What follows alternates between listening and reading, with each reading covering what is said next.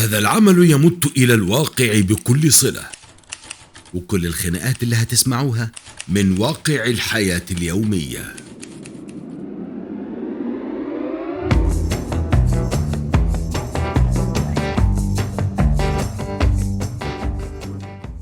أنا عايزة أتجوز.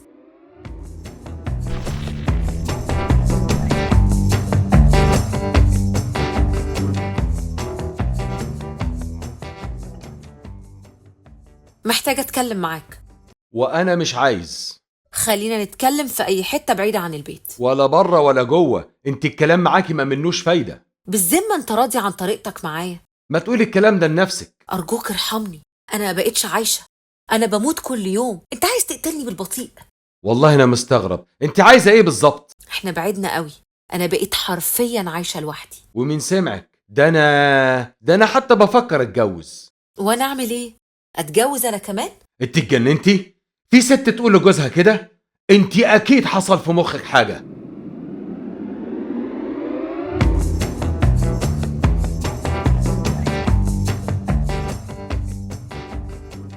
الطلاق الصامت. الطلاق الصامت أصبح حكاية منتشرة ومتكررة بشكل مخيف. دي حقيقة، بس المهم ايه اللي بيوصلنا لده؟ والاهم ازاي نتجنبه؟ الجواز مش مجرد كلمة مكتوبة على ورق اسمها قسيمة جواز. الجواز عهد وميثاق غليظ.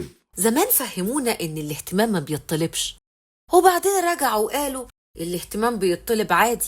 اطلبي الاهتمام والهدية، اطلبي المساعدة، وما تعمليش فيها بطلة ومستغنية. الراجل مش بيحب الست المتعففة اللي ما عندهاش متطلبات ومكتفية. والله انا مع الفكرة دي.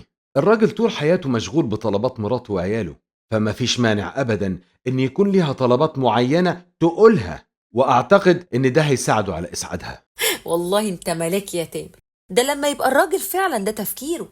لكن في رجالة بتحبط كل طلبات ستاتها وبتشوه صورتها قدام نفسها لو اتجرأت وطلبت. قصدي انه عايزها تكتفي باللي بيقدمه، ده لو بيقدم اصلا. حرام عليكي، حرام عليكي، انت دايما كده جاي علينا.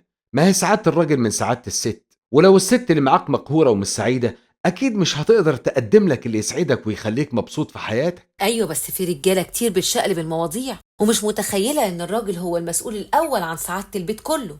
وليه يحصل ده من الأساس؟ إحنا متجوزين عشان ننبسط ونكون عيلة سعيدة، وده عمره ما هيحصل إلا لما نلبي احتياجات بعض، أو على الأقل يبقى عندنا نية حقيقية لده.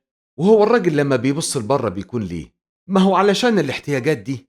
والست اخبارها ايه يا تامر؟ لما توصل الست المتجوزة انها تحس انها محتاجة الونس والسند والظهر اللي تتكئ عليه، ويروح الحب وتروح العشرة والمودة وتختفي الرحمة من العلاقة، الست بتحس انها مش متجوزة اصلا، في حين انها على الورق متسجلة زوجة فلان. وهنا بيدق ناقوس الخطر. الست المتدينة المحترمة اللي ما تعرفش في الدنيا غير بيتها وجوزها أصبحت غير مستقرة وعندها احتياجات كتير غير ملباة. ولا يوجد مبرر لأي انزلاق أو هفوة، لا المجتمع ولا العيلة، ولا هي هتقدر تسامح نفسها. كتلة مشاعر بتتدغدغ حرفيا، فأكيد أشياء خطيرة ممكن تحصل. لا لا، ما ينفعش. ليه صاحبة الصون والعفاف تتحول لصيدة سهلة؟ أقولك أنا، لأنك يا عائل الأسرة يا صاحب القوامة ما قدرتش تعفها، ولا اديتها حقوقها، ولا سبت لها فرصة إنها تكمل مع غيرك وتعيش زي الناس. وهنا الطلاق يصبح حل. الراجل لما ما يقدرش يشعر مراته بالاحتواء والاطمئنان الضروري لاستقرار نفسيتها، وتحس انه بيتعمد تجاهل مشاعرها واحتياجاتها، بيقع من عينيها، وصعب بل مستحيل انها تقدر تكمل معاه او تتخيل نفسها تحت ادارته. وهنا ما يلومش الا نفسه، ويبقى ما فيش فايدة.